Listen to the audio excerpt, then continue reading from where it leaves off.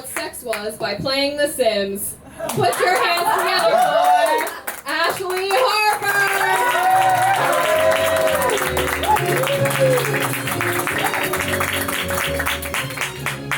Hello!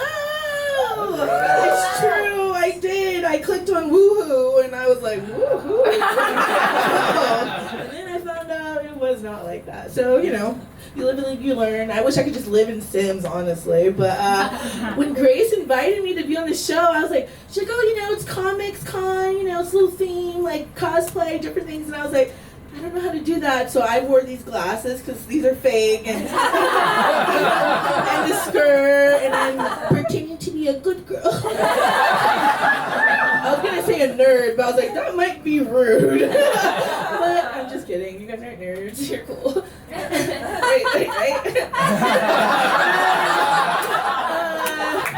No, but I recently, it's so funny, it's Star Wars theme, because my boyfriend recently, well, him and his friend, somehow I got roped into going see Revenge of the Sith, right? And I was like, cool, yeah. And he's like, we haven't seen any of them, so we have to watch them all. And I was like, oh no. I was like, I've gone 36 years without doing this. Like, I don't want to start now. And so we started with the first one. And actually, well, first he started to play the first prequel, and the aliens in that first scene made me go, oh, hell no. Because, like, if you've seen that, their eyes, they look fake as fuck. I was like, this is weird. I knew it, you know? And then he's like, no, let's start with the original first one. I was like, okay, great. So we watched that. I enjoyed it thoroughly. I was like, oh my God, what a love story. And then we started watching the prequels, and I was like, wait, what is their brother or sister? Like, what? What's happening? Is that they're related? I thought those Leia and Luke were just gonna be like hot romance, and now I find out that they tricked me into an incest storyline. Like, what is that about?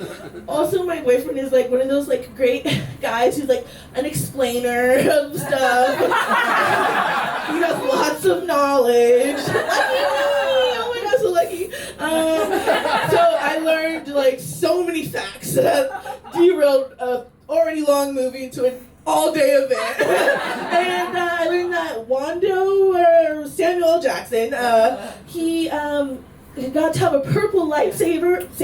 Yeah, because he asked for it, and he's my Samuel L. Jackson, and they're like, okay, you can't do that, Samuel. And he's like, no, we're gonna do it. And then they create a whole story that he actually has good and evil, and that is why his is purple, when really he just like thought purple was cool. I'm like, that is Samuel. Also, if you haven't seen it, spoiler alert, he dies. Which makes sense because I love horror movies, and I always want to be in one, I thought, but then I realized, like, I wouldn't survive, right? Because I'm black, and we always die first, right? I mean, okay, Hollywood got a little woke now, okay? We die like third. We still don't make it to the second act, but we're in there for at least 15 minutes, okay? And then second, these titties ain't hiding under no bed.